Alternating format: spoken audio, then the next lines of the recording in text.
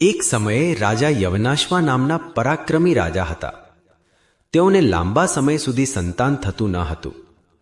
તેમણે અનેક યજ્ઞો કર્યા, દાન આપ્યા અને મહાત્માઓની સેવા કરી, પણ તેમ છતાં તેમને સંતાન ન મળ્યું.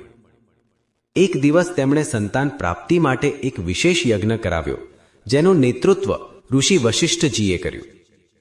યજ્ઞ પૂર્ણ થયા પછી દેવતાઓ માટે બનાવેલ પવિત્ર યજ્ઞ જલ એક પાત્રમાં રાખવામાં આવ્યું હતું, જે રાજાને રાણીએ પીવું હતું, જેથી તેને સંતાનની પ્રાપ્તિ થાય.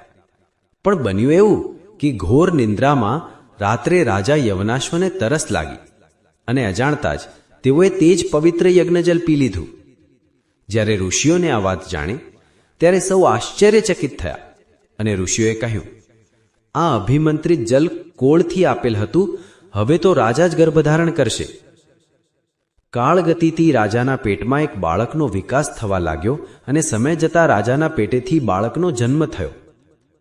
જ્યારે બાળક જન્મ્યો ત્યારે દેવતાઓએ કહ્યું, મા ધાતા અર્થાત માતાથી જન્મેલો નથી પણ પિતાથી જન્મેલો છે.